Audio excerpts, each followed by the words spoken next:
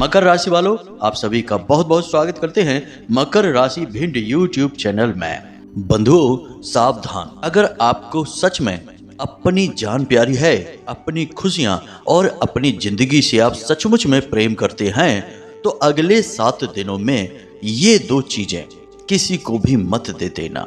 जी हाँ बंधुओं, यदि आपने हमारी इस चेतावनी को आज समय रहते नहीं माना तो निश्चित तौर पर आपकी जिंदगी में एक भयानक तबाही आ जाएगी। और यह कहना भी बिल्कुल भी गलत नहीं होगा कि आप खुद ही अपनी जिंदगी नर्क बना बैठोगे। ये 2 चीजें आपके पास ऐसी हैं जो आपका सुरक्षा घेरा है, आपकी रक्षक है और आपके जीवन में हर एक खुशी को लाने वाली हैं। परंतु आपको इन 2 चीजों के बारे में कुछ भी पता नहीं है और ना ही आप इनके सही तरीके से प्रयोग करने को भी जानते हैं। यदि ऐसे में आपने इन 2 चीजों को किसी को दे भी दिया तो समझो कि आप अपने जीवन की हर एक खुशी, अपनी तरक्की, अपनी बरकत किसी और के हाथों में दे देंगे। जी हाँ बंधुओं, तो जयकारा बोलो माता रानी का, जगत माई महामाई माँ भद्रकाली की जय बोलो,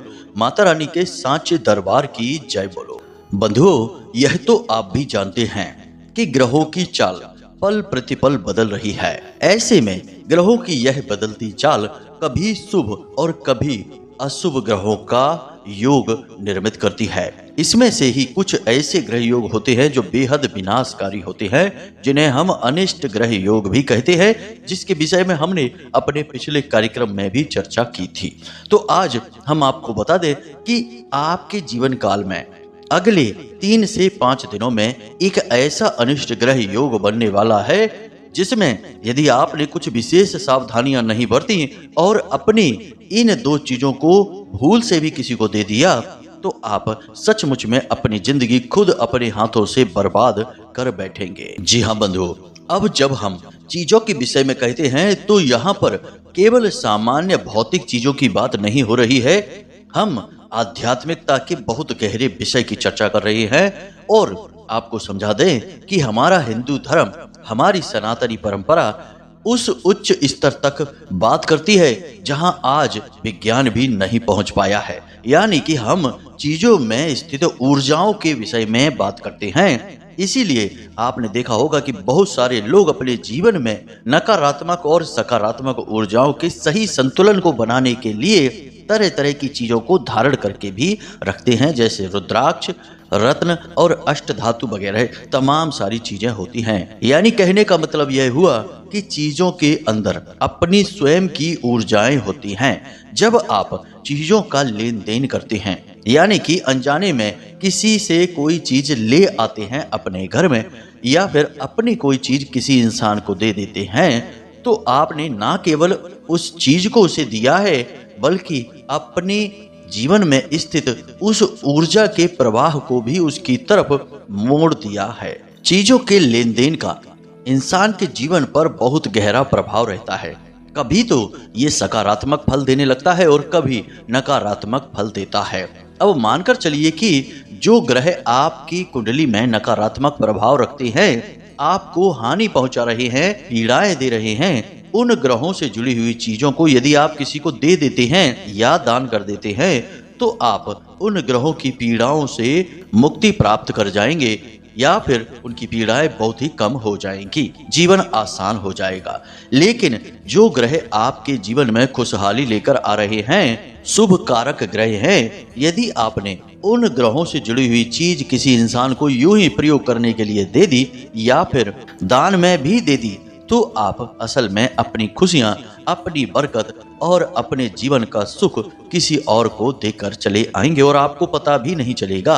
आपको लगेगा कि आपने किसी की मदद की है, आपने तो दान किया है या फिर एक अच्छा कार्य किया है, लेकिन इस अच्छे कार्य की भी आपको कीमत चुकानी पड़ेगी।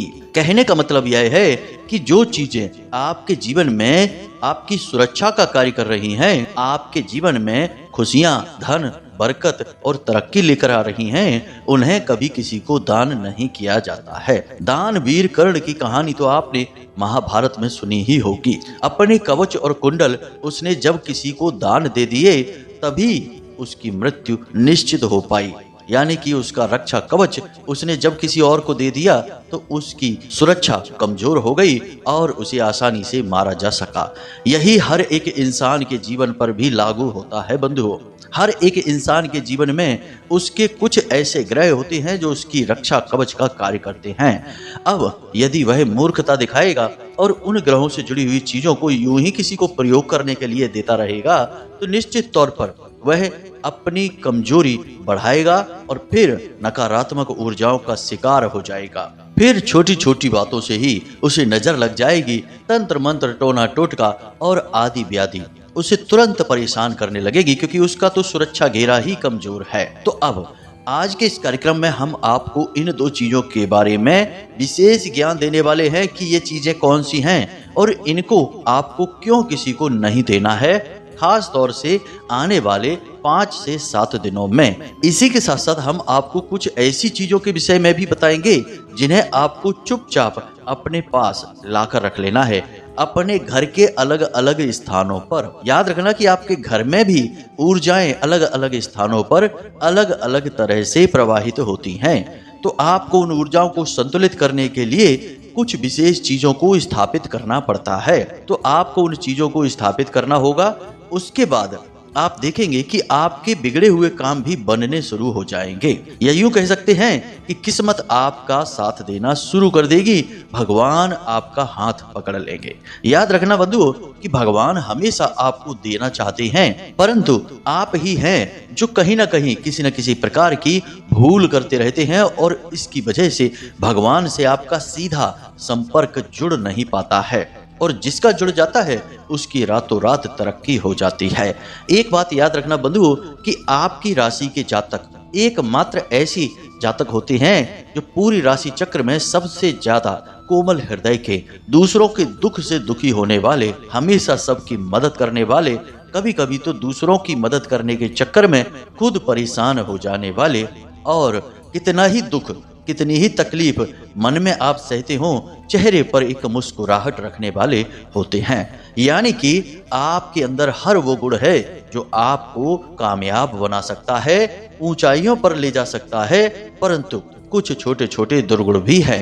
और वे दुर्गुण हैं कि आप चीजों को अनदेखा करते रहते हैं। लोगों की कही हुई बातें तो आपके दिल में चुभ जाती हैं और उन्हें आप हमेशा सोचते रहते हैं, अपने दिल में जगह दे देते हैं। लेकिन अपने आसपास की चीजों को कोई आपको कुछ उपाय बताए तो उन उपायों को और ज्ञान की बातों को आप ग्रहण तो करते हैं, परंतु उपयोग नहीं करते हैं। उपयोग करते भी हैं तो मन में शंकाएं रखते हैं, जिसकी वजह से आपकी तरक्की रुकी हुई है। भगवान से आपका नाता जुड़ नहीं पा रहा है। कुछ ऐसे कारण तो होते ही हैं जिनकी वजह से दुख उपजता है। आपके जीवन में यदि तकलीफें हैं, परेशानियां हैं, लाख प्रयास करने के बाद भी आप अपनी तरक्की के रास्ते खोल नहीं पा रहे हैं, अपने दुखों से, दर्द और तकलीफ से छुटकारा प्राप्त नहीं कर पा रहे हैं, तो कहीं ना कहीं कोई ना कोई तो कमी होगी ही। आज हम उसी कमी के विषय में बात करने वाले हैं। बंधुओं, याद रखना कि यह जो ज्योतिष कार्यक्रम है यह पूर्ण रूप से ज्योतिषीय आकलन पर, आपकी कुंडली पर और माता रानी के द्वारा दी गई विशेष अनुभूति और कृपा आशीर्वाद पर आधारित है। आज आपने यह कार्यक्रम नहीं देखा तो आप निश्चित तौर पर यह भूल करेंगे ही, अपनी चीजों को दे देंगे किसी को और फिर बहुत भयंकर समस्याओं में घिर जाएंगे, दुखी हो जाएंगे और लंबे समय तक इन पीड़ाओं को सहते रहेंगे। तो आपको यह पूरा कार्यक्रम देखना है, अंत तक देखना है, क्योंकि यह केवल और केवल आपके लिए तैयार किया गया कार्यक्रम है। तभी हमारी मेहनत और माता रानी के प्रति हमारी भक्ति सफल हो पाएगी। उम्मीद करते हैं बंधुओं कि आप हमारी बातों को समझ रहे हैं, भावनाओं का सम्मान करेंगे और कार्यक्रम में अंत तक अवश्य ठहरेंगे, क्योंकि यह आपके लिए ही बनाई गई रामबाण औषधि है। आपको ग्रहण करनी ही होगी, तभी आपका रुग्ण हुआ जीवन हिष्ट पुष्ट हो पाएगा और आप जीवन में तेज रफ्तार से दौड़ पाएंगे कामयाबी को प्राप्त करने के लिए। तो चलिए बंधुओं, आज के इस विशेष कार्यक्रम की शुरुआत करते हैं माता रानी को याद करते हुए। कमेंट बॉक्स में लिख डालिए, जय मां भद्रकाली रक्षा करो। माता रानी निश्चित तौर पर आपकी रक्षा करेगी, हमें पूर्ण विश्वास है। इसी के साथ साथ बंधुओं, यदि आप इस चैनल कार्यक्रम पर पहली बार आए हैं तो आप इस चैनल को सब्सक्राइब अवश्य कर ले, क्योंकि हम विशुद्ध ज्योतिषीय और आध्यात्मिक ज्ञान आपके लिए प्रतिदिन लेकर आते हैं। लोग हमें नकल कर करके उल्टी सीधी बातें फैलाते रहते हैं, लेकिन श्रेष्ठ ज्ञान केवल हम ही आपको देते हैं पूरे YouTube पर। और ऐसा कर पाने में हमारी कोई विशेष योग्यता नहीं है, यह तो माता रानी की कृपा और आशीर्वाद है जो हमें इस काबिल बना देता है। तो चलिए बंधुओं, श्रेष्ठ ज्ञान से और माता रानी से अपना रिश्ता मजबूत करिए और जल्दी से चैनल को सब्सक्राइब करिए, फिर आगे बढ़ते हैं। तो बंधुओं, अब ध्यान से सुनिए। पुराने जमाने में लोग रीति रिवाज और परंपराओं को बहुत दिल से निभाया करते थे। मतलब कि जब कोई आदमी अपने घर से किसी जरूरी कार्य के लिए निकलता था तो घर की महिलाएं उसके लिए दही शक्कर तैयार रखती थीं। उसके माथे पर टीका लगाकर ही उसे जाने देती थीं। और जब बहुत शुभ कार्य होता था तो एक जल का कलश भरकर दरवाजे पर दाहिनी ओर रख दिया जाता था और उसमें एक सिक्का डालकर ही वह इंसान घर से बाहर निकलता था। और जब इन नियमों का पालन करके वह अपने कार्य पर जाता था तो कार्य सिद्धि निश्चित हुआ करती थी। आपने देखा होगा कि पिछले जमाने में, हम आज से 20-30 साल पुरानी बात कर रहे हैं, तब लोग दुखी कम रहते थे। चाहे चीजें उनके पास भले ही कम हो, संसाधन भले ही कम हो, लेकिन खुशी बराबर रहती थी। एक चीज याद रखना कि जीवन में सुख महसूस करने के लिए चीजों की कोई आवश्यकता नहीं होती है। चीजें तो माध्यम मात्र हैं जो आपको खुशी दे भी सकती हैं और नहीं भी दे सकती हैं। अब आप कहेंगे कि यह आप कैसी बात कर रहे हैं, चीजों में तो बहुत आनंद प्राप्त होता है।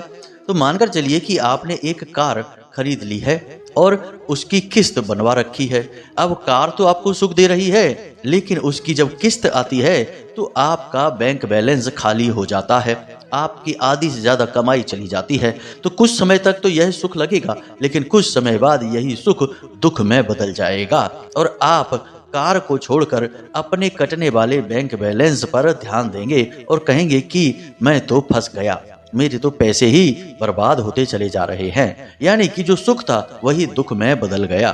तो चीजों पर निर्भर रहकर सुखी होना असल में मूर्खता भी है और अज्ञानता भी है। पुराने जमाने में लोग इन बातों को अच्छी तरह से समझते थे।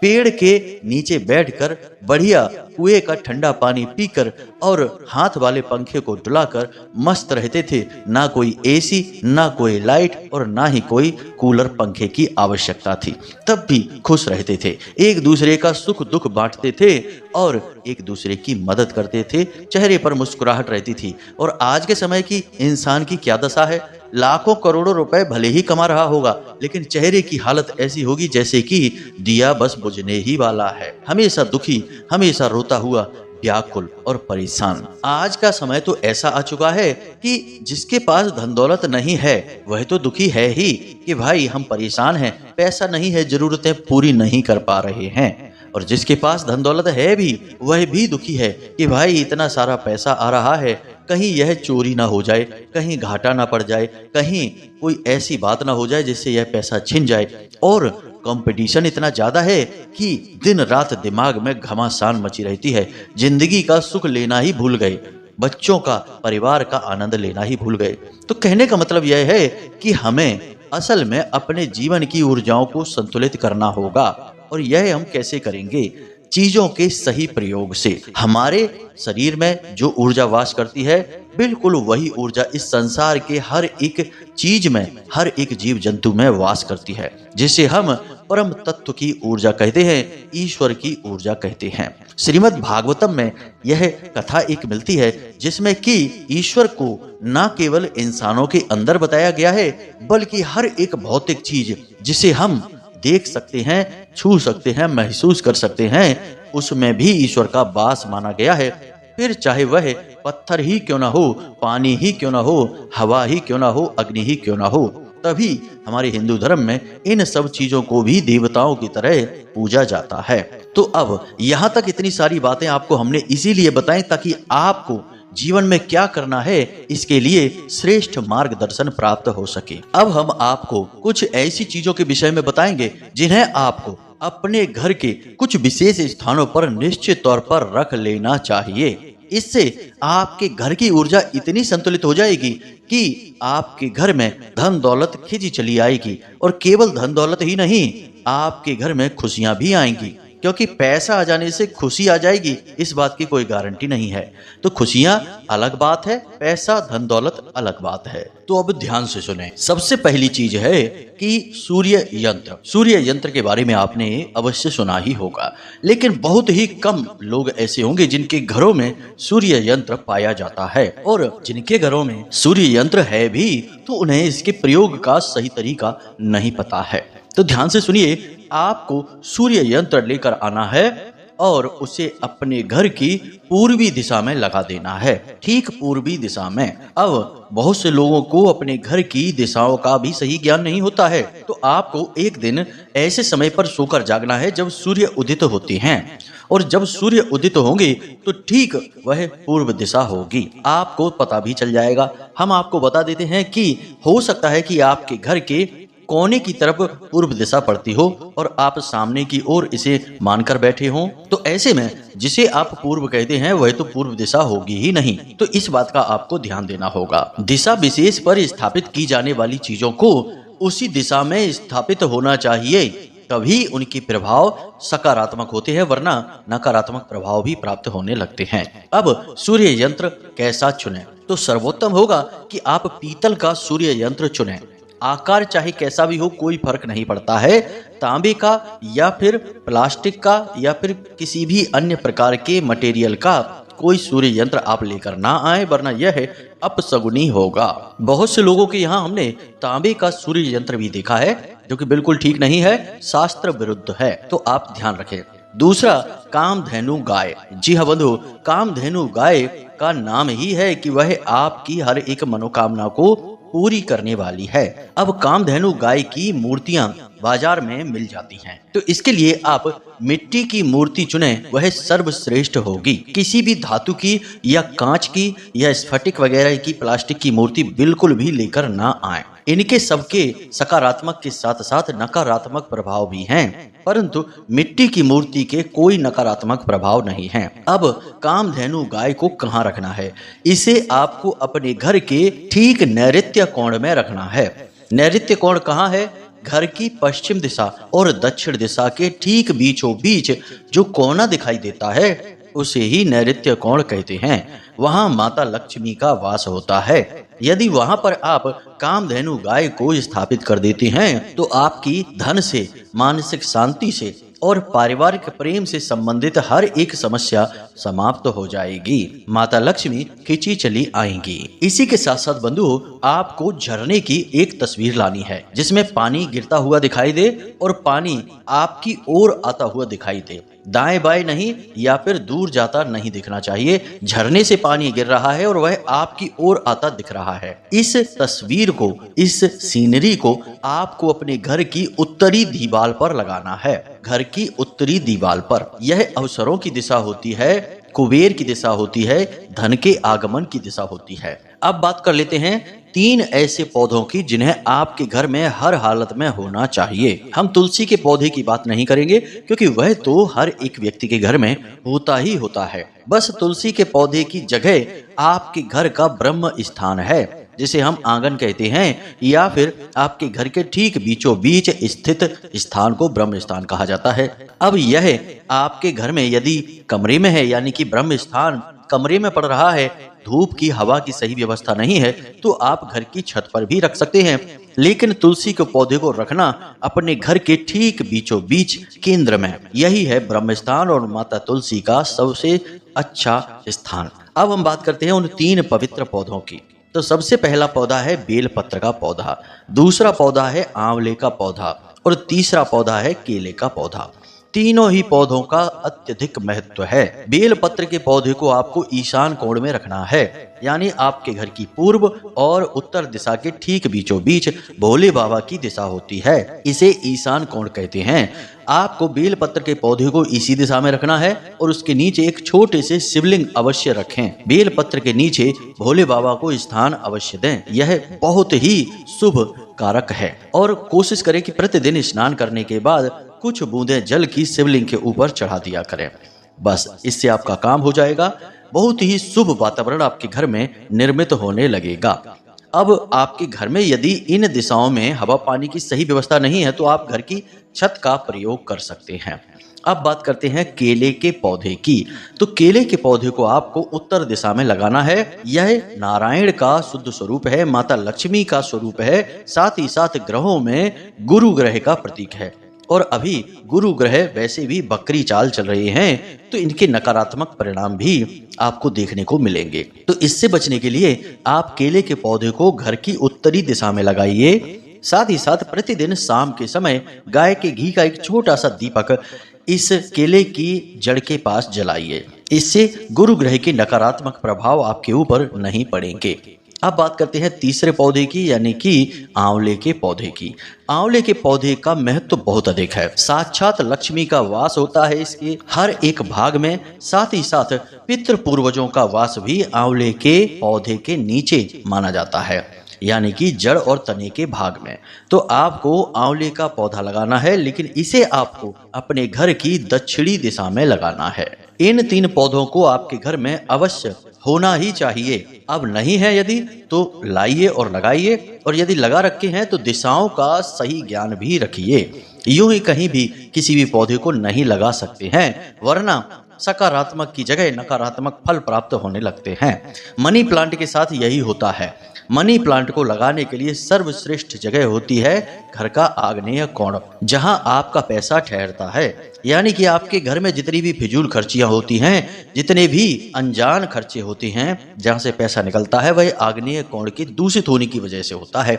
अब यदि आप वहां पर मनी प्लांट का पौधा लगा देंगे, और वह भी कच्ची मिट्टी में, गमले में, तो वह शुक्र को स्थापित करेगा, भगवान गणपति का सूचक है, और पैसे को कैद कर लेगा, यानी कि घर में एकत्रित होने देगा, आपका बैंक बैलेंस बढ़ेगा। इसीलिए उसका नाम मनी प्लांट है।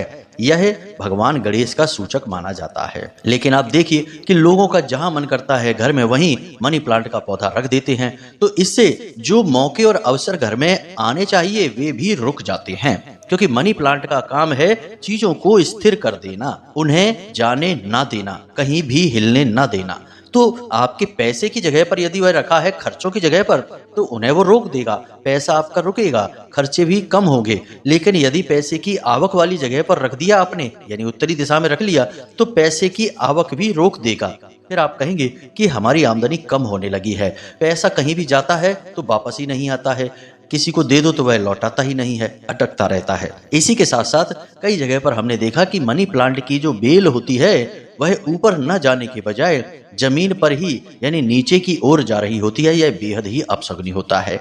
तो इनके बारे में आपको ज्ञान होना बहुत आवश्यक है। यूं ही सजावटी सामान के तौर पर प्रयोग करने वाले पौधे ये नहीं हैं। इनके नाम से ही पता चलता है कि ये पौधे कुछ विशेष उद्देश्य के हेतु प्रयोग किए जाते हैं। तो ये तो थी चीजों के विषय में जानकारी जिन्हें आपको अपने घर में रखना ही चाहिए। अब बात करते हैं उन 2 चीजों के विषय में जिन्हें आपको भूल कर भी किसी को अगले 5 से 7 दिनों में नहीं देना है। तो ध्यान से सुने। सबसे पहली चीज है आपका इत्र, आपका परफ्यूम और आपके सफेद रंग के कोई भी वस्त्र। आपको अगले 5 से 7 दिनों में इन चीजों को किसी को भी नहीं देना है, क्योंकि इनका सीधा संबंध शुक्र के साथ है।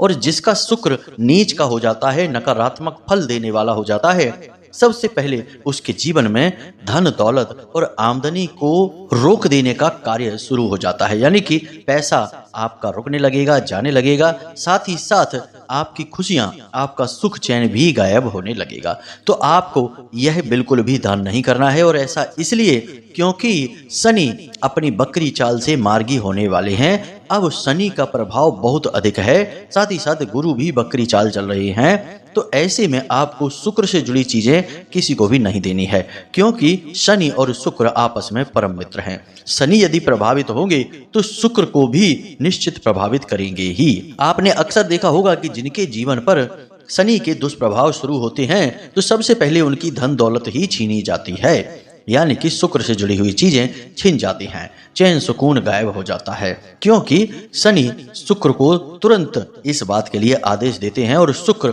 अपनी खुशियों को रोक देते हैं, अपनी कृपा को रोक देते हैं। तो यह आपको नहीं करना है। दूसरा, अपने जूते, अपने काले वस्त्र, कमर से नीचे पहनने जाने वाले वस्त्र और अपना वाहन, जी हाँ बंधुओं, आपको किसी को भी अगले 5 से 7 दिनों में नहीं देना है।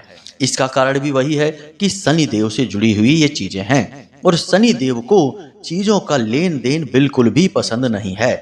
याद रखना कि शनि देव नियम और संयम को मानने वाले देवता हैं और जो लोग नियम संयम को मानते हैं, अपने काम से काम रखते हैं, मेहनत करते हैं और चीजों को यूं ही किसी को नहीं देते हैं, उन लोगों से शनिदेव प्रसन्न रहते हैं।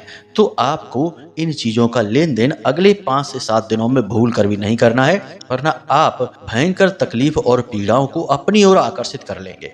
और देखिए, शनि, राहु, केतु, शुक्र ये ऐसे ग्रह हैं जिन्हें क्रूर ग्रह कहा जाता है, कुछ को तो राक्षस ग्रह भी कहा जाता है। शुक्र भी एक राक्षस ग्रह है, तो इनकी क्रूरता की कोई सीमा नहीं है। आप ध्यान से सुनिए, बहुत सारे लोग ऐसे हैं जिन्हें इतना घाटा पड़ता है कि बेचारों को जीवन में गलत कदम तक उठाना पड़ता है और जीवन का अंत भी करना पड़ता है। और यह क्यों हो रहा है? क्योंकि यह शुक्र की पीड़ा है, क्योंकि शुक्र राक्षस ग्रह है। यह आपकी जान लेने से भी नहीं हिचकेगा।